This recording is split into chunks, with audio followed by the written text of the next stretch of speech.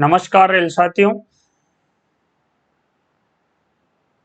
Welfare inspector Baroda house, northern railway headquarter Baroda house के second part में आपका स्वागत है। इस पेपर में हमने 55 तक सोल्व कर लिए थे। अब हम 56 से शुरू करेंगे। तो यहाँ जो 56 प्रश्न है, 56 है, एसएलपी का पूरा अर्थ क्या है। तो SLP leave special leave petition है, इसका फुल फॉर्म। एस से आपका स्पेशल हो जाएगा और एल से लीव हो जाएगा और पी से पिटिशन हो जाएगा। तो ये स्पेशल लीव पिटिशन है। सी ऑप्शन आपका यहाँ करेक्ट है। और ये एसएलपी है जो यहाँ इसका जो पूरा अर्थ पूछा था, यानी इसके एब्रीवेशन है, तो स्पेशल लीव पिटिशन होता है। ऑप्शन सी यहाँ आपका करेक्ट आंसर है। इसके बाद हम बात करेंगे प्रश्न नंबर 57 की। CLA chief law assistant, chief law assistant level 7 है ये। और लेवल 7 की जो बेसिक होती है वो होती है 44,900 रुपये होती है। तो 44,900 रुपये लेवल इसकी चीफ लॉ असिस्टेंट की होती है, लेवल 7 है, 44,900 रुपये इसकी बेसिक होती है। L8 की होती है आपके 47,600 रुपये होती है। और L6 की आप जानते ही हैं 35,400 होती है, 35,400 रुपये। L5 की आप जानते ही होंगे 29,200 रुपये होती है। और L4 की आपके 25,500 रुपये होती है। और L3 की आपके 21,700 रुपये होती है। और L2 की आपके 19,900 रुपये होती है। और L1 की आप जानते होंगे 18,000 रुपये होती है। तो ये थी आपकी L1 से L8 तक, इतनी तो आपको याद रखनी है। तो चलिए यहाँ बात करते हैं CLA chief law assistant level से उनकी सीधी भर्ती के लिए प्रतिशत क्या है। तो सीधी भर्ती के लिए जो प्रतिशत है वो 40% है।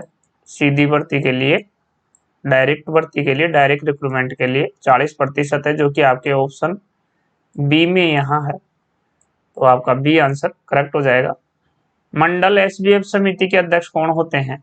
तो ये SBF स्टाफ बेनिफिट फंड होता है।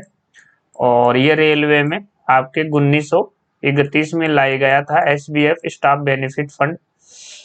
और इसमें जो कर्मचारियों के अंशदान की जो राशि थी 500 रुपये, उसको बढ़ा करके अब 800 रुपये कर दिया गया है। ये भी आप ध्यान रखें, मैं बार बार बताता रहता हूँ, 1931 भी बार बार बताता रहता हूँ। तो ये स्टाफ बेनिफिट फंड है। तो इस समिति के अध्यक्ष पूछा है, अध्यक्ष इसमें मंडल लेवल पे पूछा है, मंडल लेवल पर। तो मंडल लेवल पर आपके DRM साहब SBF के प्रेसिडेंट अध्यक्ष हो जाएंगे। तो DRM साहब आपके यहाँ ऑप्शन ए में है, तो आपका ए आंसर यहाँ करेक्ट हो जाएगा। प्रश्न नंबर 59 है साथियों। कागज रहित कार्यालय के लिए भारत सरकार द्वारा शुरू की गई वेबसाइट कौन सी है। तो ये ई ऑफिस है, e office, electric office, electronic office, e office आपका यहाँ करेक्ट आंसर हो जाएगा, ऑप्शन ए। और 60 जो है, क्रिश का पूर्ण रूप पूछा है। तो क्रिश का आपका centre for railway information system. तो यहाँ गौर से देखिए साथियों, सेंटर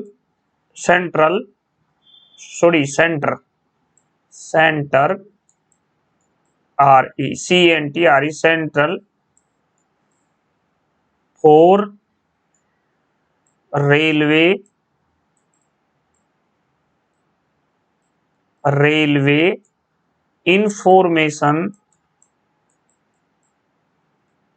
इंफॉर्मेशन सिस्टम होता है। अब यहाँ गौर करने वाली बात यह है साथियों कि ये जो 4 लगाया है बीच में, ये 4 किसी भी ऑप्शन में नहीं है, न तो ये ए में है, न बी में है, न सी में है, इसलिए यहाँ डी आंसर आपका करेक्ट हो जाएगा। यहाँ डी आंसर आपका 60 में करेक्ट हो जाएगा। नेक्स्ट जो 61 है वो पूछा है OIRMS किससे संबंधित है। तो OIRMS चिकित्सा से संबंधित है और इसकी जो फुल फॉर्म होती है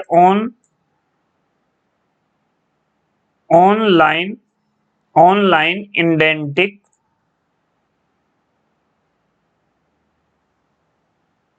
एंड रिक्रूटमेंट मैनेजमेंट सिस्टम।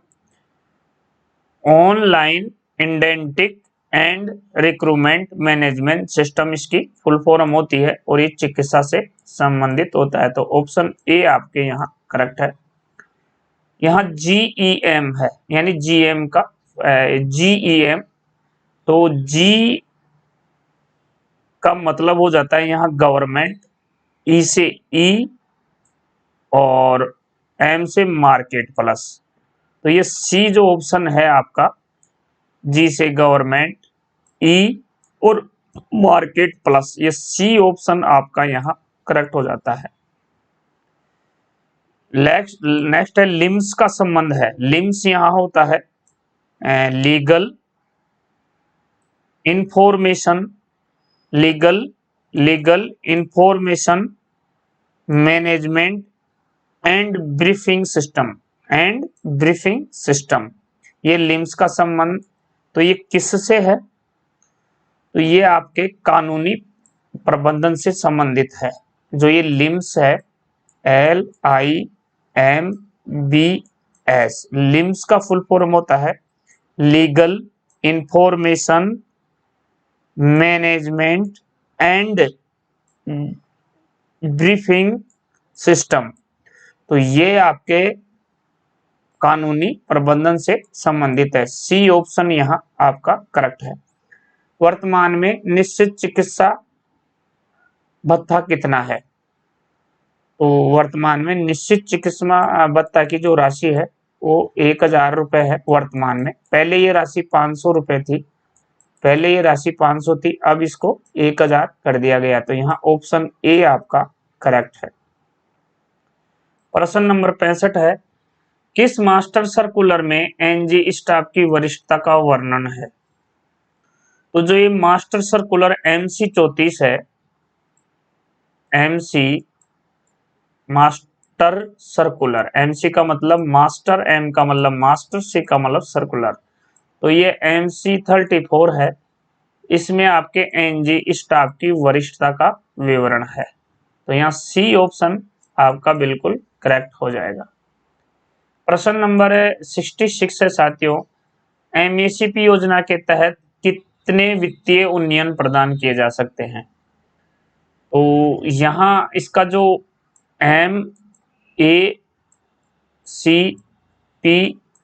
है, यानी कि modified assured career progression scheme, ये स्कीम आपके 1/9/2008 में आई थी। ये स्कीम 1/9/2008 में आई थी और उस समय जो पे कमीशन था वो 6 पे कमीशन था, 6 पे कमीशन था, 6 पे कमीशन था। उस समय 6 पे कमीशन था जब ये MACPS यानी modified assured career progression scheme 1/9/2008 को ये आई थी। उस समय 6 पे कमीशन था। तो इसमें क्या था कि जिन कर्मचारियों के प्रमोशन नहीं होते थे उनको 10 साल के बाद प्लस 10 साल के बाद उनको नेक्स्ट ग्रेड दे दिया जाता था, नेक्स्ट ग्रेड दिया जाता है। तो इसमें जो ये होता है वो होता क्या है कि यदि किसी कर्मचारी का प्रमोशन नहीं होता तो 10 साल बाद उसको नेक्स्ट ग्रेड मिल जाता है। ये एमएससीपी थी। बाद में इसमें 25 जुलाई 2016 को इस समय 7 पे कमीशन लागू हो गया था 1 जनवरी 2016 से।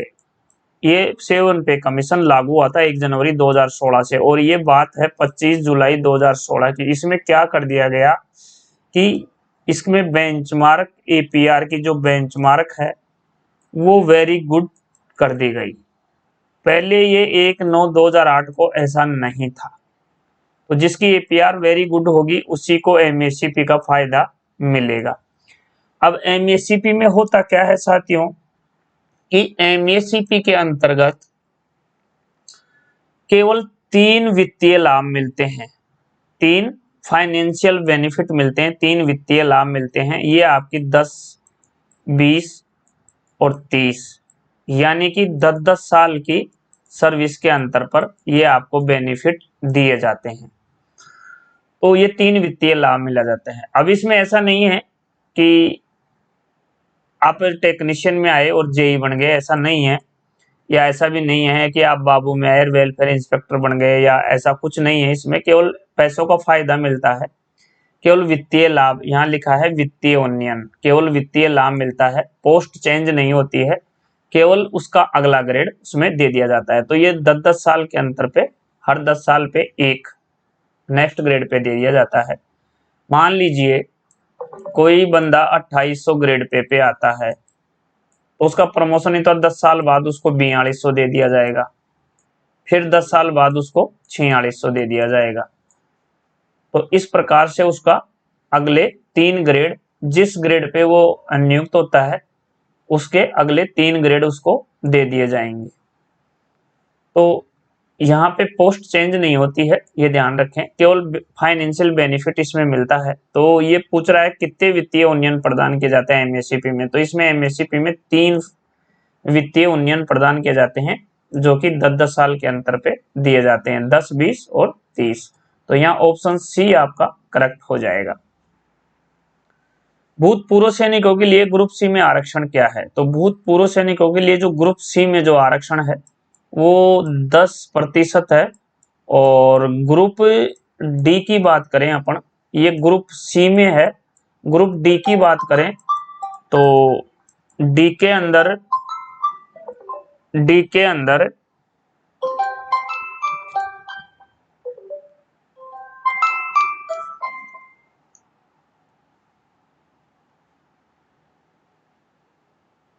डी के अंदर 20% है। डी के अंदर 20% है। ग्रुप सी में ये 10% हो जाएगा और ग्रुप डी के अंदर ये 20% हो जाएगा। तो अगर वो ग्रुप डी के लिए पूछता है तो 20% और ग्रुप सी के लिए पूछता है तो 10%। तो यहाँ ऑप्शन बी आपका करेक्ट हो जाएगा 67 में बी। बहुत ही इजी और अच्छा प्रश्न है। एचआरएमएस का पूर्ण रूप पूछा है तो इसका जो पूर्ण रूप होता है ह्यूमन, आर से रिसोर्स, एम से management system, human resource management system. तो यहाँ बी आपका बिल्कुल करेक्ट हो जाएगा। नेक्स्ट है 69 है, किस स्तर के चयन पद के लिए बोर्ड में कनिष्ठ प्रशासनिक ग्रेड जेईजी अधिकारी शामिल हैं। तो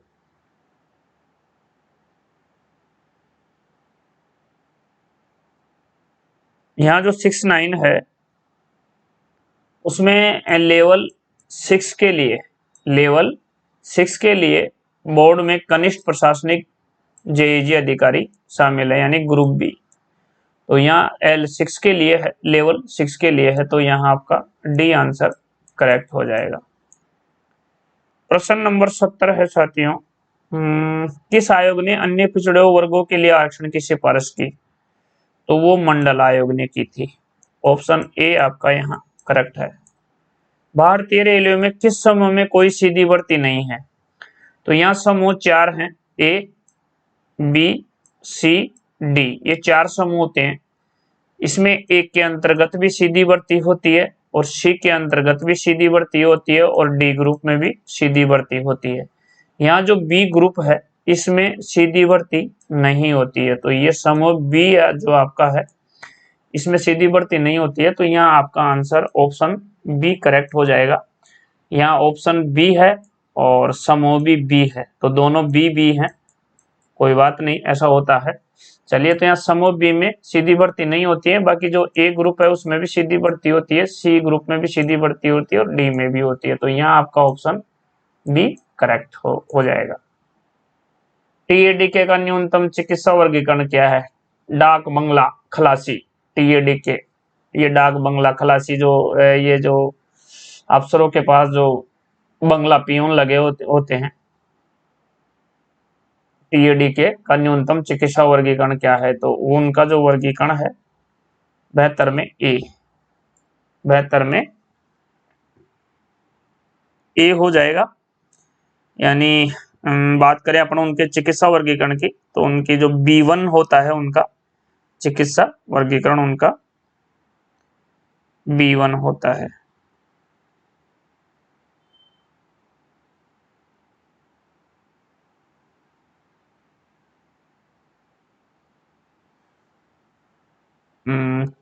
B1 होता है इनका B1 ये होते हैं TADK, यानी कि टेलीफोन अटेंडेंट कम डाक खलासी। टेलीफोन अटेंडेंट कम डाक यानी कम आता है CUM, कम डाक खलासी। टेलीफोन अटेंडेंट कम डाक खलासी, ये इनका पूरा वो है विवरण। तो इनका जो चिकित्सा कोटि होता है वो B1 होता है, तो यहाँ आपके ऑप्शन ए ऑप्शन यहाँ करेक्ट है। प्रश्न नंबर 73 है, चिकित्सा परीक्षण के विरुद्ध अपील स्वीकार करने के लिए सक्षम प्राधिकारी। तो ये जो सक्षम प्राधिकारी होते हैं ये आपके PCMD होते हैं, PCMD होते हैं। चिकित्सा परीक्षण के विरुद्ध अपील स्वीकार करने के लिए जो सक्षम प्राधिकारी होता है वो PCMD होता है। PCMD का मतलब principal chief medical director, principal chief medical director, ये PCMD सक्षम प्राधिकारी होता है, तो यहाँ ऑप्शन सी आपका करेक्ट है। पेंशन के सारांशीकरण के लिए अधिकतम प्रतिशत है, तो ये रट्टा मार लीजिए 40% होता है, आंख मीच के लगाइएगा 40%, बहुत बार पूछा गया है, 100% प्रश्न है। पास की बात करें 75, फर्स्ट क्लास ए पास का रंग क्या होता है? Very good. पास के कलर 4 होते हैं, सबसे पहले आ जाइए व्हाइट, दूसरा आ जाइए ग्रीन, तीसरा आ जाइए आपका येलो और चौथा आ जाइए आपका पिंक। तो ये होता है आपका ये होता है आपका फर्स्ट क्लास ए। देखिए यहाँ अंतर क्या है, ये होता है फर्स्ट क्लास ए और ग्रीन होता है फर्स्ट क्लास, ये व्हाइट होता है आपके फर्स्ट क्लास ए। देखिए यहाँ आपके अंतर देखिए ए, और ये होता है ओनली फर्स्ट क्लास ग्रीन, ये होता है आपके सेकंड क्लास ए, फिर देखिएगा अंतर, और ये होता है सेकंड क्लास, यानी ए का अंतर है। व्हाइट में फर्स्ट क्लास ए हो जाएगा, ग्रीन में ओनली फर्स्ट क्लास हो जाएगा, येलो में सेकंड क्लास ए हो जाएगा और पिंक में ओनली सेकंड क्लास हो जाएगा। तो यहाँ फर्स्ट क्लास का पूछा था, तो फर्स्ट क्लास ए पूछा था, यहाँ फर्स्ट क्लास ए, तो अपने फर्स्ट क्लास ए का व्हाइट हो जाएगा। तो यहाँ देख सकते हैं अपन, ये ऐसा पेद है, ये फर्स्ट क्लास ए का हो जाएगा, ये जो हरा है ये फर्स्ट क्लास का हो जाएगा और ये जो पीला है ये सेकंड क्लास ए का हो जाएगा और ये जो गुलाबी है ये सेकंड क्लास का हो जाएगा। तो ये चारों का मैंने बता दिया है बहुत अच्छी तरह से, आप इसको रट लीजिए, लिख लीजिए, याद कर लीजिए। चलिए प्रश्न नंबर 76 है अनुकंप, तो यहाँ जो आंसर क्या बना, आंसर बना आपका सफेद, व्हाइट, ऑप्शन ए। प्रश्न नंबर 76 है अनुकंपा के आधार पर नियुक्ति के लिए अधिकतम समय सीमा घटना के घटित होने की तारीख से पात्र व्यक्ति को इस आधार पर नियुक्त करने का हकदार है। तो यहाँ पे अपन बात करें तो अनुकंपा के आधार पर नियुक्ति के लिए अधिकतम समय सीमा घटना के घटित होने की तारीख से पात्र व्यक्ति को इस आधार पर नियुक्त करने का हकदार है।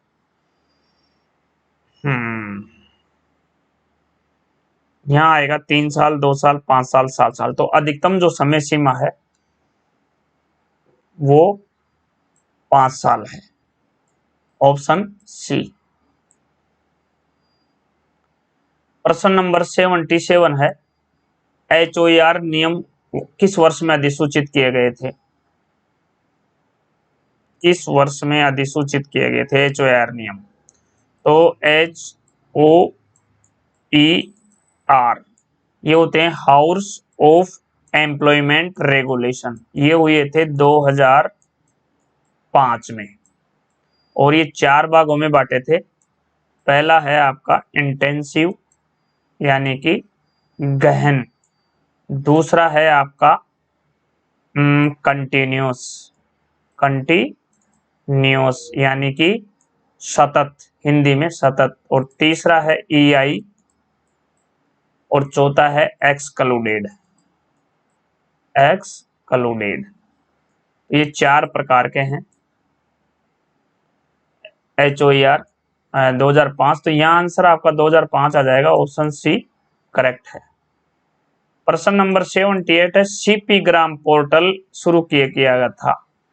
तो ये जो CPR पोर्टल था ये कब शुरू किया गया था, तो ये 2006 में शुरू किया गया था। जो CP ग्राम है ये आपके 2006 में शुरू किया गया था, 2006 में शुरू किया गया था, 2006 में शुरू किया गया था। और CP ग्राम की जो फुल फॉर्म होती है वो होती है C से सेंट्रलाइज्ड, P से पब्लिक, और G से ग्रीवेंस, और R से रिड्रेस, और यहां बीच में आ जाएगा एंड मॉनिटरिंग सिस्टम। एक बार पुनः रिपीट कर रहा हूं, सेंट्रलाइज्ड, P से पब्लिक, G से ग्रीवेंस, R से रिड्रेस, A से एंड, M से मॉनिटरिंग, और S से सिस्टम, यानी centralised public grievance redress and monitoring system, ये इसकी फुल फॉर्म होती है। तो ये आपका आंसर 2006 करेक्ट हो जाएगा। पोर्टल शुरू कब किया गया था, तो 2006 में शुरू किया गया था, ऑप्शन बी यहाँ आपका करेक्ट आंसर हो जाएगा। प्रश्न नंबर 84 है रेलवे के संदर्भ में NTPC का पूर्ण रूप क्या है। NTPC बहुत चर्चा में है, इस काफी समय से ये NTPC की भर्ती पूरी नहीं हो पाई है। तो यहाँ फुल फॉर्म इसकी है नॉन टेक्निकल, P से पॉपुलर, और C से कैटेगरी, यानी non technical popular category, option D आपका यहाँ करेक्ट हो जाएगा। रेलवे में डॉक्टरों को नॉन प्रैक्टिस भत्ते के रूप में कितने प्रतिशत वेतन का भुगतान किया जाता है। तो ये पहले 25% था, जिसको आप NPA बोलते हैं, NPA non practising allowance, non practising allowance. तो ये पहले 25% था, लेकिन वर्तमान में 20% है। तो आप आंसर यहाँ 20 लगाइएगा, ऑप्शन डी, ऑप्शन डी। अनुकंपा के आधार पर नियुक्त एक प्रशिक्षु ऐसी क्षमता के दौरान हकदार नहीं होगा।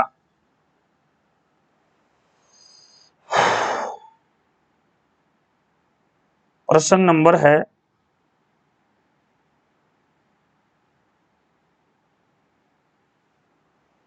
अनुकंपा के आधार पर नियुक्त एक प्रशिक्षु ऐसी क्षमता के दौरान हकदार नहीं होगा।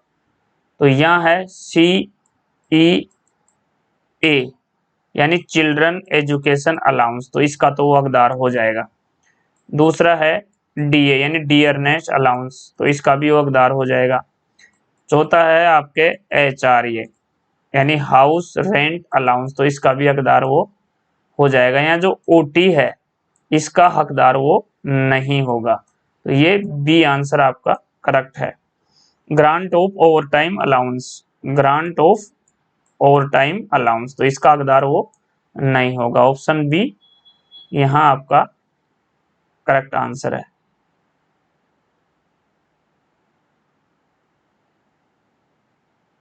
86 में बी। लापता रेल कर्मचारी के मामले में CGA appointment on compensation net grounds, CGA प्रदान करने के अनुरोध पर विचार करने के लिए कौन सक्षम है? तो यहाँ हो जाएगा आपका राइट आंसर GM महोदय, ऑप्शन बी करेक्ट। MACP किस वेतन आयोग में पेश किया गया था? MACP किस वेतन आयोग में पेश किया गया था? देखो साथियों, ये जो MACP है, MACP है, ये modified assured career progression scheme यानी योजना है, और ये 1/9/2008 से 1/9/2008 से ये लागू हुआ था। तो उस समय 6 पे कमीशन था, तो उस हिसाब से हम देखें तो आंसर यहाँ 6 पे कमीशन बनता है, यानी सी आंसर आपका यहाँ बनता है उस हिसाब से हम देखें। फिर भी मैं आप लोगों की राय जानना चाहूंगा कि इसका राइट आंसर आप मुझे कमेंट बॉक्स में बताएं। मेरे हिसाब से ये 6 CPC है, क्योंकि ये आया था 1/9/2008 और उस समय 6 पे कमीशन था, और 7 पे कमीशन आया आपके 1 जनवरी 2016 से। हाँ, इसमें ये जो MACP में बेंचमार्क जो वेरी गुड का था, ये 25 जुलाई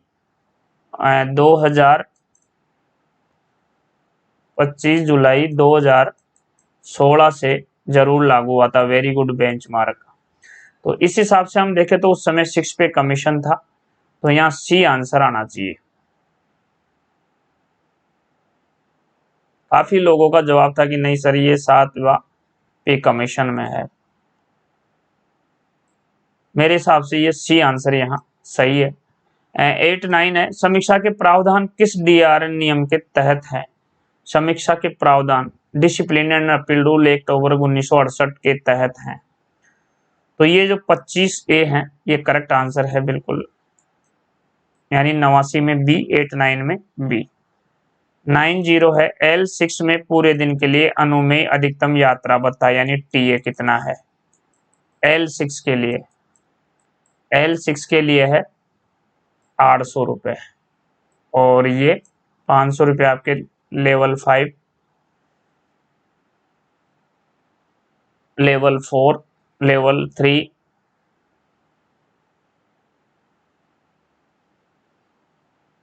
तो यहाँ आपका आंसर ऑप्शन ए हो जाएगा 800 रुपये। लेवल 6 के लिए 800 रुपये करेक्ट है। लोक सेवा में हड़ताल पर जाने से पहले कितने दिन का नोटिस दिया जाना चाहिए? तो लोक सेवा में हड़ताल पर जाने से पहले कितने दिन का, तो वो 6 वीक है, और या डेज में पूछे तो डेज में 45 डेज है। तो यहाँ राइट आंसर आपका 6 वीक आ जाएगा, 6 सप्ताह। सी आंसर यहाँ करेक्ट हो जाएगा। CGA यानी appointment on compensation net grounds हमेशा किसके अनुसार किया जाता है? तो ये आपके डायरेक्ट कोटा, प्रत्यक्ष कोटा डायरेक्ट कोटा के तहत ये किया जाता है, ऑप्शन बी। लेवल 2 पद के लिए लेवल 2 और लेवल 2 की बेसिक होती है 19,000 ₹900। 7वें वेतन आयोग प्रति रेलवे प्रतिवर्ष स्काउट और गाइड कोटा कितना है? तो ये 2 है। ऑप्शन बी यहाँ करेक्ट हो जाएगा, 93 में बी। प्रश्न 94 है, फैक्ट्री अधिनियम फैक्ट्री एक्ट के तहत एक महिला कौन से घंटों के बीच में काम कर सकती है? तो महिला सुबह 6 बजे से लेकर AM से लेकर शाम के 7 बजे तक, फैक्ट्री एक्ट के तहत PM 7 PM तक, सुबह 6 बजे से लेकर शाम के 7 बजे तक वो दिन में काम कर सकती है इन घंटों के बीच, 6 बजे से लेकर 7 बजे तक। और जो ये रात्रि टाइम है यानी 7 बजे के बाद से लेकर के सुबह 6 बजे के बीच में यानी रात्रिकालीन में महिला को फैक्ट्री एक्ट के तहत काम में नहीं लिया जा सकता है, यानी नाइट ड्यूटी नहीं करेगी महिला फैक्ट्री अधिनियम के तहत। तो कौन से घंटों के बीच में काम कर सकती है? तो वो सुबह 6 बजे से लेकर शाम 7 बजे तक कार्य कर सकती है। तो ये कौन से ऑप्शन में है? तो ये ऑप्शन सी में है, सुबह 6 बजे से शाम 7 बजे तक। तो ये आपका ऑप्शन सी यहाँ करेक्ट हो जाएगा। प्रश्न नंबर 3 है, ग्रेड पे 1900 में नियुक्त एक कर्मचारी 3 MSCP मिलने पर किस स्तर पर जाएगा? तो 1900 के बाद उसका प्रमोशन कहाँ होगा? 1900 के बाद होगा उसका 2000 ग्रेड पे फिर 2000 ग्रेड पे कहाँ जाएगा? 2400 ग्रेड पे फिर 2400 के बाद यानी पहला 2000, दूसरा 2400 और तीसरे में कहाँ जाएगा वो? 2800। तो इसका मतलब 2800 ग्रेड पे आपका बिल्कुल करेक्ट है। 3 MSCP मिलने पर यानी मॉडिफाइड एश्योर्ड कैरियर प्रोग्रेशन, यानी 3 MSCP। तो पहली 2000 ग्रेड पे 1900 में वो आया, फिर 2000, फिर सेकंड हो जाएगी 2400, थर्ड हो जाएगी उसकी 2800।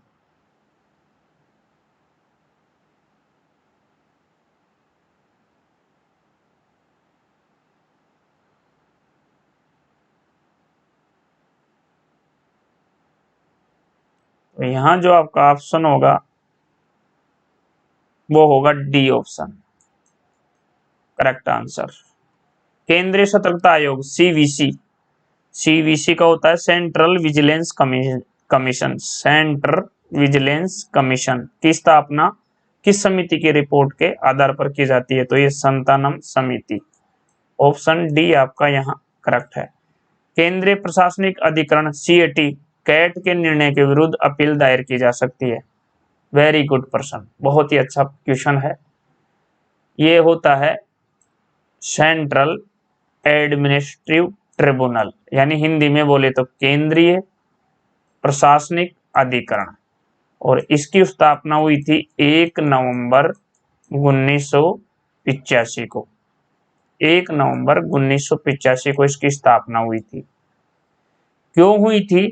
क्योंकि जितने भी सरकारी कर्मचारी हैं ये लड़ते हैं, कभी प्रमोशन के लिए लड़ते हैं, कभी इनके साथ कोई प्रशासन अन्याय कर देता है, इनका ग्रेड गलत लगा देता है, इनकी तनख्वाह काट लेता है, या इनका डिमोनेशन कर देता है, या इसको डाउन कर देता है। तो कोई ऐसा जब कर्मचारी को ये लगता है कि प्रशासन मेरे साथ अन्याय कर रहा है या मेरे साथ गलत हुआ है, या मेरी पदोन्नति होनी चाहिए पदोन्नति नहीं हुई, या मेरा जो ग्रेड लगना था वो नहीं लगा, तो जो प्रशासन और कर्मचारियों के बीच या जो कर्मचारियों के आपस के बीच में जो मुद्दे होते थे विवादित, उनको सुलझाने के लिए कैट की स्थापना की गई थी कि कैट के थ्रू इन जो कर्मचारियों के मुद्दे हैं वो फटाफट तीव्र गति से सुलझाए जाए।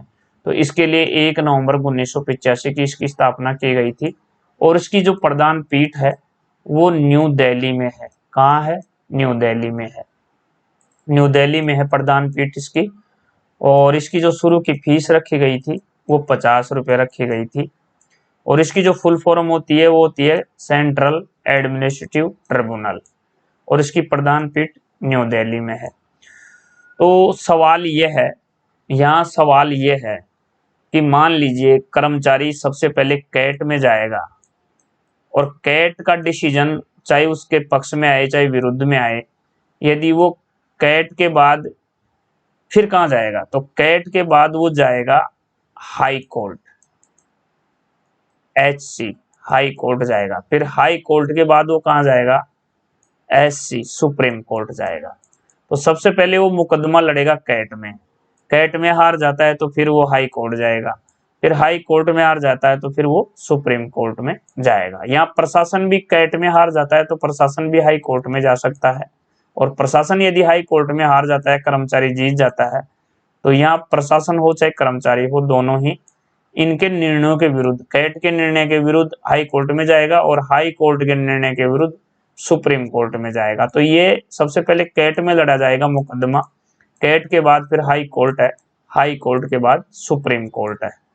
ये एस सुप्रीम और सी से कोर्ट, ये कैट के बाद हाई कोर्ट, हाई कोर्ट के बाद सुप्रीम कोर्ट, ये यहाँ ध्यान रखें। तो यहाँ पूछा यही है कि कैट के निर्णय के विरुद्ध अपील कहाँ दायर की जा सकती है, तो कैट के निर्णय के विरुद्ध अपील हाई कोर्ट में दायर की जा सकती है, यानी हाई कोर्ट का मतलब उच्च न्यायालय। तो यहाँ ऑप्शन ए आपका करेक्ट हो जाएगा।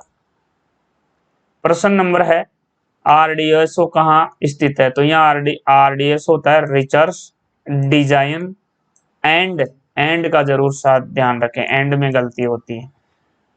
Research design and standard organisation, यानी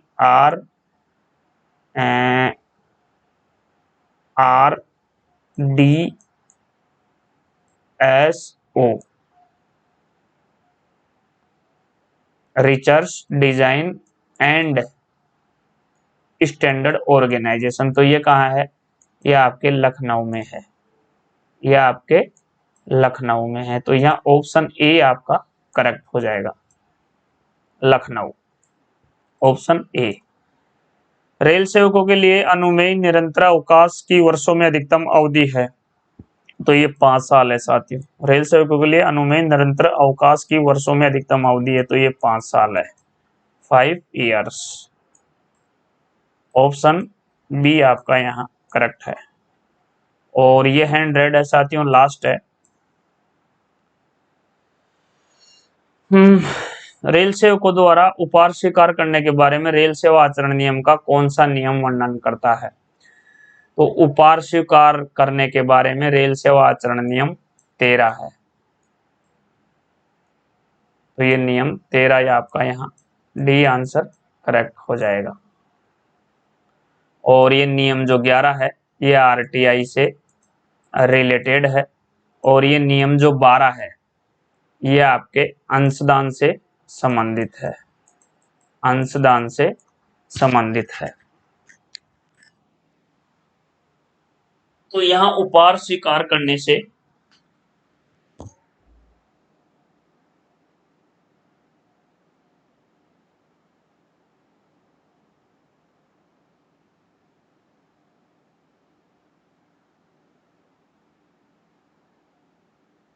सॉरी साथियों माफी चाहूंगा।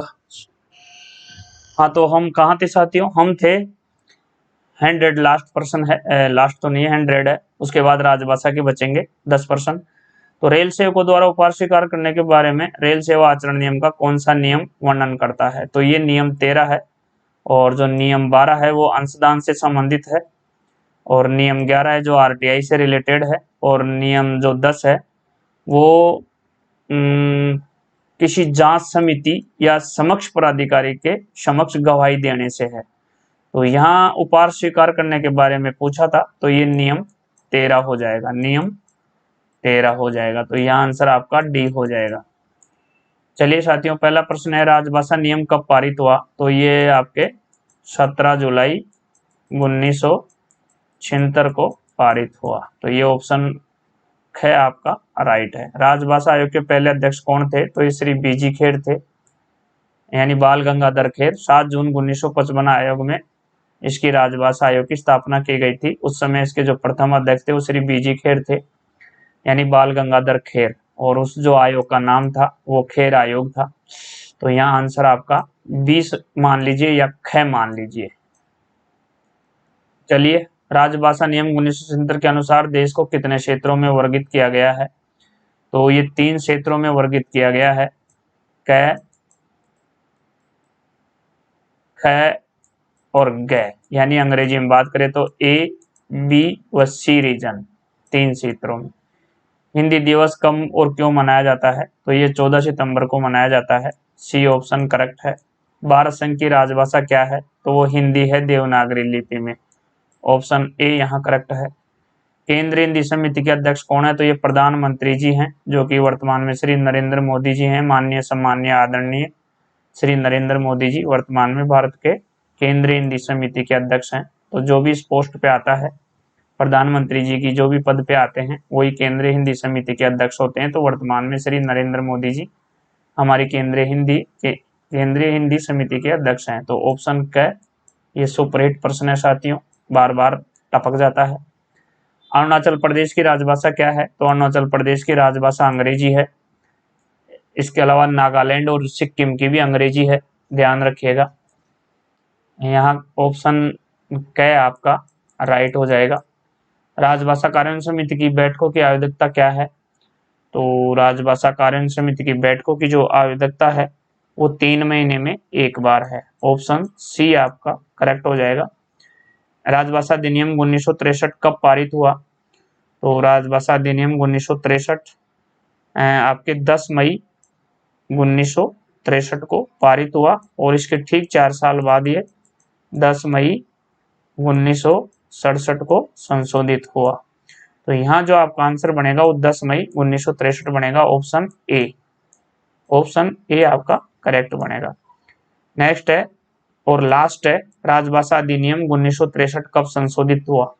तो ये 10 मई 1967 को संशोधित हुआ। मैंने अभी आपको ऊपर बताया 10 मई 1967, ये 10 मई 1967 को संशोधित हुआ। तो ऑप्शन बी या यहाँ बोले तो ख आपका राइट है।